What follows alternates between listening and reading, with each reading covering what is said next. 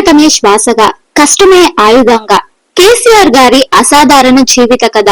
Hi friends, kit media YouTube channel కి స్వాగతం. కష్టాలను జయించేందుకు వెనకడుగు వేయకుండా నిరంతరం ముందుకెళ్లిన నాయకుడు కల్వకుంట్ల చంద్రశేఖర్ రావు. ఓ సాధారణ మధ్యతరగతి కుటుంబంలో జన్మించి ఉద్యమ నాయకుడిగా ఎదిగి చివరకు ఒక రాష్ట్ర ముఖ్యమంత్రిగా అవతరించిన నేత. తెలంగాణ ప్రజల హక్కుల కోసం తన జీవితాన్ని అంకితం చేసిన మహానాయకుడు. ఎన్నో అవమానాలు, ఆటుపోట్లు, రాజకీయ కుట్రలను ఎదుర్కొని తెలంగాణ రాష్ట్రాన్ని సాధించేందుకు నడుం బిగించిన వ్యక్తి. 2 సార్లు ముఖ్యమంత్రిగా ప్రజల విశ్వాసాన్ని అందుకున్న నేత. ఈ కథ ఓ సాధారణ వ్యక్తి అసాధారణ నాయకుడిగా ఎదిగిన తీర్పరి గాథ. ఈ ప్రయాణం పోరాటం, పట్టుదల, రాజకీయ నైపుణ్యం, సమర్థతతో తెలంగాణ చరిత్రను తిరగరాసిన మహానాయకుని జీవిత కథ. ఇదే కేసీఆర్ జీవిత ప్రయాణం. కష్టే ఫలి అంటారు పెద్దలు. కష్టపడి పనిచేస్తే సాధించలేనిది అంటూ ఏదీ ఉండదు. దీనికి బీఆర్ఎస్ అధినేత, మాజీ ముఖ్యమంత్రి కేసీఆర్ నే ఒక ఉదాహరణగా తీసుకోవచ్చు. సామాన్య మధ్యతరగతి జీవితంలో జన్మించిన కేసీఆర్ 2 సార్లు సీఎం గా గెలవడం వెనుక ఎన్నో ఆటుపోట్లు, అవమానాలు ఉన్నాయి. అయినా వాటన్నిటిని ఎదుర్కొని ఇవాళ రాజకీయాల్లో సక్సెస్ కొట్టగలిగారు. తెలంగాణను సాధించడమే కాకుండా ప్రజల మనసులను గెలుచుకొని 2 సార్లు సీఎంగా గెలవడం అంటే మామూలు విషయం కాదు. తెలంగాణ మాజీ ముఖ్యమంత్రి కేసీఆర్ పోరాట పటిమ, ఆయన చేసిన కృషితోనే తెలంగాణ వచ్చిందనేది అందరూ ఒప్పుకోవాల్సిన విషయం. తెలంగాణ కోసం ప్రాణాలకు సైతం తెగించి పోరాడారు. కేసీఆర్ చేపట్టిన కార్యాచరణ వల్లే తెలంగాణ ఉద్యమం ఉవ్వెత్తున ఎగిసిపడింది. ఎన్నో ఒత్తిళ్లు ఇతర పార్టీల నుంచి వచ్చినా వాటన్నిటిని తట్టుకొని ఆయన నిలబడగలిగారు. చివరి వరకు పోరాటంతోనే ఢిల్లీ అధిష్టానం సైతం కిందకు దిగిరాక తప్పలేదు. ఆయన చేసిన పోరాటంతో తెలంగాణ ఇచ్చేందుకు కాంగ్రెస్ ముందుకొచ్చింది. కేసీఆర్ ఫిబ్రవరి 17, 1954లో సిద్దిపేట సమీపంలోని చింతమండక అనే గ్రామంలో ఒక సాధారణ మధ్యతరగతి కుటుంబంలో జన్మించారు. తండ్రి పేరు రాఘవరావు కాగా తల్లి పేరు వెంకటమ్మ. కేసీఆర్ కు 9 మంది సోదరీమణులు ఉండగా ఒక అన్నయ్య ఉన్నారు. సిద్దిపేట డిగ్రీ కళాశాలలో హిస్టరీ, పొలిటికల్ సైన్స్, తెలుగు సబ్జెక్టులతో కూడిన BA చదివారు.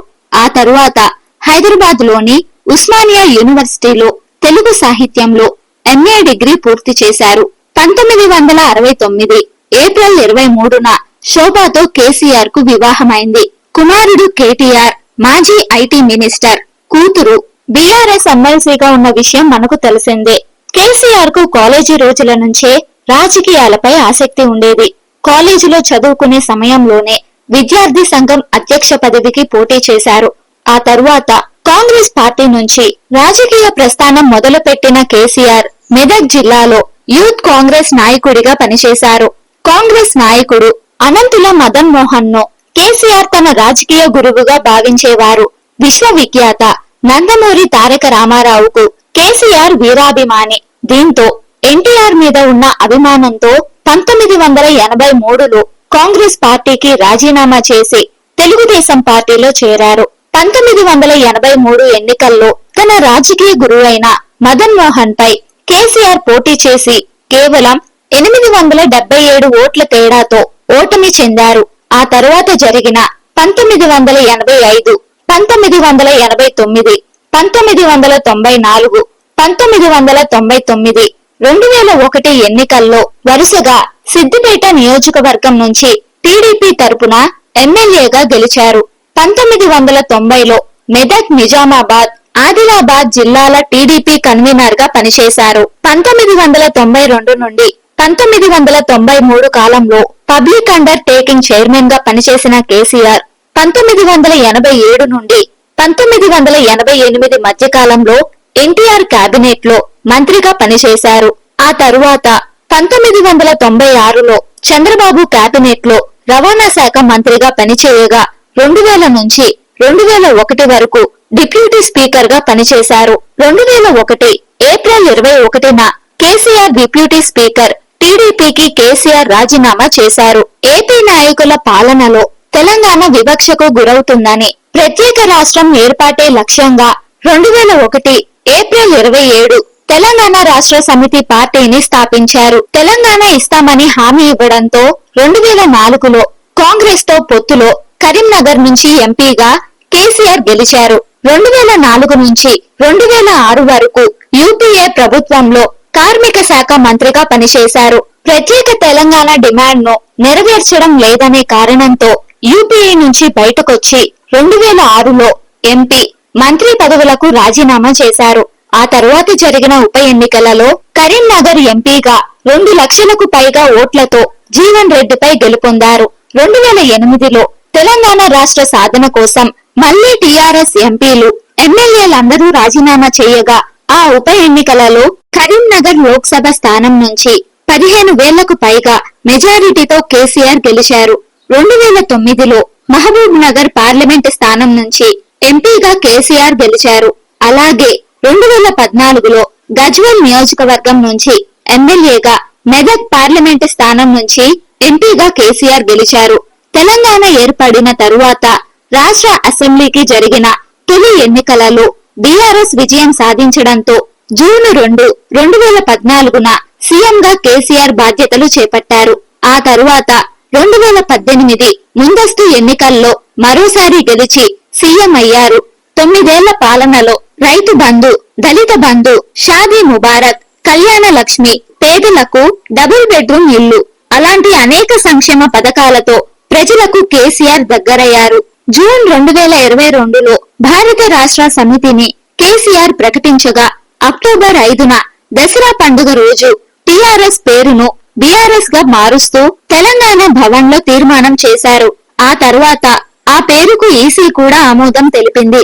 తెలంగాణ ప్రత్యేక రాష్ట్రంగా ఏర్పాటు కోసం కేసీఆర్ తీవ్రమైన మరియు నిరంతర పోరాటానికి నాయకత్వం వహించారు. తెలంగాణ ప్రజల ఆకాంక్షలు మరియు హక్కులపై దృష్టిని ఆకర్షించడానికి అతను ప్రజలను సమీకరించాడు, భారీ ర్యాలీలకు నాయకత్వం వహించాడు మరియు నిరాహార దీక్షలో నిమగ్నుడయ్యాడు. దీర్ఘకాలంగా పెండింగ్ లో ఉన్న ప్రత్యేక తెలంగాణ రాష్ట్ర డిమాండ్ ను సహకారం చేసేందుకు కేసీఆర్ నిర్విరామ కృషి, సమర్థవంతమైన నాయకత్వం గణనీయంగా దోహదపడ్డాయి. జూన్ 2న 2014లో భారతదేశం యొక్క 29వ రాష్ట్రంగా తెలంగాణ అధికారికంగా ఏర్పడింది మరియు కేసీఆర్ దాని మొదట ముఖ్యమంత్రి అయ్యారు. ఆయన అధికారాన్ని అధిరోహించడం తెలంగాణ పాలనలో మరియు అభివృద్ధిలో ఒక కొత్త శకాన్ని మొదలుపెట్టారు. కేసీఆర్ యొక్క నాయకత్వం గొప్ప ఆశయాలతో కోరుకున్నది. ముఖ్యమంత్రిగా కేసీఆర్ పదవీకాలం గణనీయమైన పాలనా సంస్కరణలు మరియు పరిపాలన శ్రేష్టతను చూపించాడు.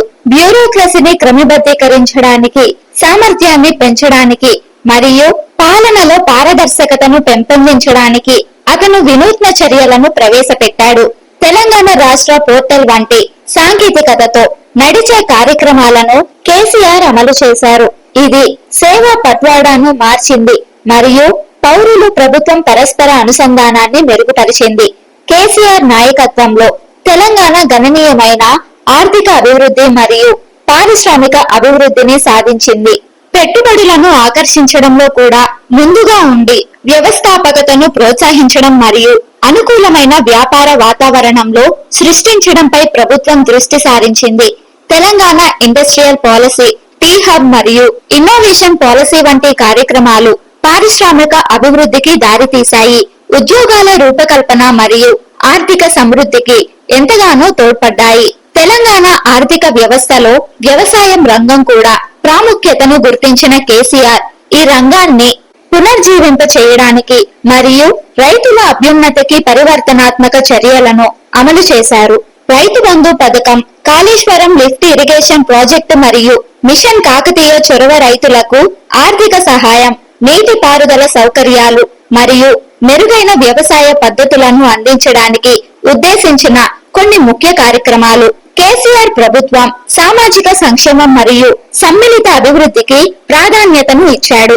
సమాజంలోని అణగారిన వర్గాలకు ఆర్థిక సహాయం అందించాలనే లక్ష్యంతో ప్రభుత్వం ఆసరా పింఛన్లు, కళ్యాణ లక్ష్మి, షాదీ ముబారక్ తో సహా అనేక సంక్షేమ పథకాలను ప్రారంభించింది.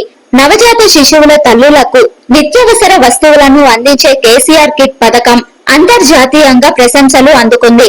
కేసీఆర్ నాయకత్వంలో తెలంగాణ గణనీయమైన మౌలిక సదుపాయాల అభివృద్ధి మరియు పట్టణ పునరుద్ధరణ సాధించి ప్రభుత్వం వ్యూహాత్మక రహదారుల అభివృద్ధి కార్యక్రమం మిషన్ భగీరథ ప్రతి ఇంటికి సురక్షితమైన తాగునీటిని అందించడం, ప్రాంతీయ రింగ్ రోడ్ల నిర్మాణం వంటి ప్రాజెక్టులను చేపట్టింది. ఈ కార్యక్రమాలు మెరుగైన కనెక్టివిటీ, అవసరమైన సేవలకు మెరుగైన యాక్సెస్ మరియు పట్టణ అభివృద్ధిని సులభతరం చేశాయి. డిజిటల్ పాలనను నడపడానికి మరియు పౌర కేంద్రీకృత సేవలను ప్రోత్సహించడానికి కేసీఆర్ సాంకేతికతను ఉపయోగించారు. మీ సేవ పోర్టల్ ఫైబర్ మరియు టీఆర్ పోలియో వంటి కార్యక్రమాలు సేవలు అందించడంలో గణనీయమైన మార్పులు చేశాయి.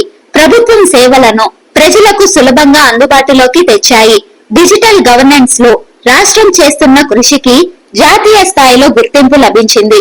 కేసీఆర్ ప్రభుత్వం పర్యావరణ పరిరక్షణ మరియు స్థిరమైన అభివృద్ధికి ప్రాధాన్యత ఇచ్చింది. హరితహారాన్ని పెంచే లక్ష్యంతో చేపట్టిన హరితహారం కార్యక్రమం నీటి సంరక్షణపై మిషన్ భగీరథ చొరవ చూపడం, హరితహారం సుస్థిర తెలంగాణకు ప్రభుత్వ నిబద్ధతను తెలియజేస్తాయి. కేసీఆర్ పాలనలో వివాదాలు మరియు విమర్శలు తప్పలేదు. కొంతమంది విమర్శకులు కొన్ని కార్యక్రమాల అమలు మరియు వాటి ప్రభావాన్ని ప్రశ్నించారు. మరికొందరు అధికార కేంద్రీకరణ గురించి ఆందోళనలు లేవనెత్తారు. అయినప్పటికీ కేసీఆర్ అభివృద్ధి కార్యక్రమాలు మరియు సంయుక్త పాలన ఏ వివాదాలనైనా అధిగమిస్తుందని కేసీఆర్ మద్దతుదారులు విశ్వసిస్తారు. కేసీఆర్ నాయకత్వం మరియు కృషిని గుర్తించి వివిధ అవార్డులు మరియు ప్రశంసలతో సత్కరించారు. తెలంగాణ ప్రజల నుంచి ఆయనకు లభిస్తున్న అఖండమైన ఆదరణలో ఆయనకు జనంలో ఉన్న ఆదరణ స్పష్టంగా కనిపిస్తుంది. దార్శనికత కలిగిన నాయకుడు నుండి తెలంగాణ ముఖ్యమంత్రి వరకు కేసీఆర్ చేసిన ప్రయాణం రాష్ట్ర అభివృద్ధి మరియు పూర్వగతి పట్ల ఆయనకున్న తిరుగులేని నిబద్ధతను ప్రతిబింబిస్తుంది. పాలనా సంస్కరణలు, ఆర్థిక వృద్ధి, సాంఘిక సంక్షేమ కార్యక్రమాలు మరియు సాంకేతిక పురోగతి ద్వారా తెలంగాణ ప్రజల జీవితాలపై గణనీయమైన ప్రభావాన్ని చూపారు. విమర్శలు, వివాదాలు ఎదురైనా కేసీఆర్ నాయకత్వం తెలంగాణ భవితవ్యాన్ని రూపుమాపుతూ సుసంపన్నమైన సమ్మిళిత భవిష్యత్తుకు బాటలు వేస్తూ ముందుకు సాగారు.